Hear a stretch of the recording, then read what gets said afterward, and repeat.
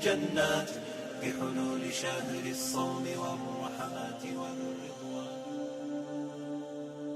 میرے پاس ایک خاتون آئی، کہنے لگی کہ 50,000 روپیہ قرض لیا تھا تو سود پہ لیا تھا میں نے، اب 1.5 لاکھ روپیہ ہو گیا ہے، تو وہ وعدہ آ گیا تو میں دے نہیں پا رہی، تو ساتھ اس کا بچہ تھا اور وہ ٹانگوں سے معذور تھا، وہ منظر مجھے نہیں بھولتا.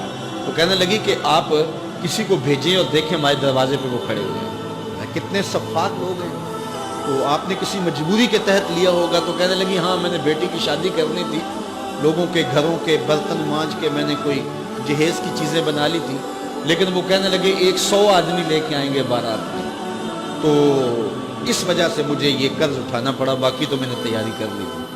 تو میں نے کہا آپ اپنے رشتہ داروں میں شادی کر لیتے جن کو آپ کا احساس ہوتا.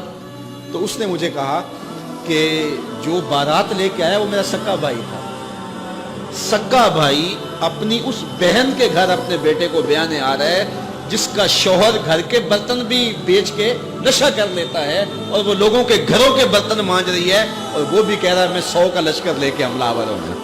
اسے نہ شرم آئی نہ حیا آیا، اور اس نے لوگوں کے جو ہے وہ برتن مانج کر کے جہیز بنایا، پھر سود پر رقم اٹھائی اور پھر اس نے ان کی وہ 100 کے لشکر کی دعوت کی.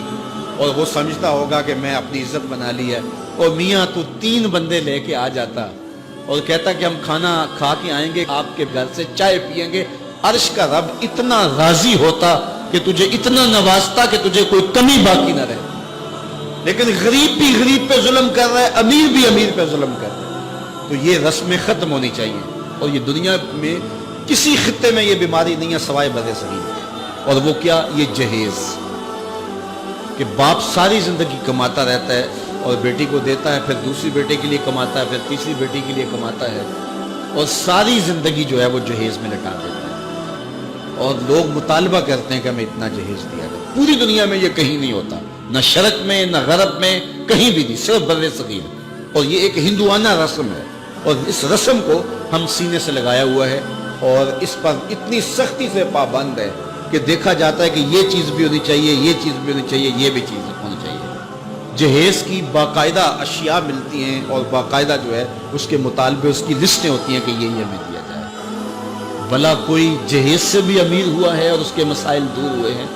یہ بھی مانگنے کا ایک طریقہ ہے، اور پوری دنیا کے اوپر میں نے عرض کیا کہیں نہیں ہوتا. اور اسلام میں تو اس کی گنجائش ہی نہیں ہے. تحفہ آپ دے سکتے ہیں لیکن وہ بھی ایک جو ہے وہ مخصوص دائرہ ہے. لیکن جب یہ سلسلہ ایک مرض بن جائے تو اس وقت اس سے بھی ان حالات کے اندر آپ کو گریز کرنا چاہیے اور اس مصیبت سے بھی جان چھڑانی چاہیے کہ جو ہے وہ 1000 کا لشکر لے کر بیٹی والوں کے گھر حملہ آور ہوتے ہیں. کس نام پہ، کس وجہ سے؟ اور وہ لوگوں سے قرض اٹھاتے پھرتے ہیں. اور اس کے لیے ظاہر ہے جو بیٹیوں کے ماں باپ ہیں ان کے لیے اس کے خلاف جہاد کرنا بہت مشکل ہوگا. مشکل اس لیے ہوگا کہ لوگ کہیں گے یہ دینے کے لیے کہہ رہے ہیں، اور بیٹے والے جب مطالبہ کریں گے، بیٹی کو ایسے کوئی قبول نہیں کرتا، تو اگر کوئی جہیز کے بغیر بیٹی کا نکاح کرنا چاہے تو کون قبول کرے گا؟ اس کے لیے سب سے اہم ذمہ داری جو ہے وہ بیٹوں والوں کی ہے کہ وہ عزم کریں. میں نوجوانوں سے بھی مخاطب ہوں کہ وہ عزم کریں کہ ہم جب بھی مانگیں گے پیشانی سجدے میں رکھ کے اللہ سے مانگیں گے، اور ہم اپنے ہاتھوں پر اللہ کی دی ہوئی طاقت پہ بھروسہ کریں گے، خود کمائیں گے، سنگ لاکھ چٹانوں سے بھی اپنی ضرورت کو نکالیں گے. کسی غریب کی بیٹی سے یا امیر کی بیٹی سے جہیز نہیں مانگیں گے. جس نے بیٹی دے دی اس نے کیا باقی رکھا ہے؟ ندخل الجنات بالريان يا رب فاجمعني بكل الصحب والأحباب واكتب لنا أن ندخل الجنات بالريان. روح تلألئ في السماء تجلل الرحمن وتعظم المولى القدير وتعبد المنان وتحفز النفس الكريمة تبتغي الجنات بحلول شهر الصوم والرحمات والرضوان.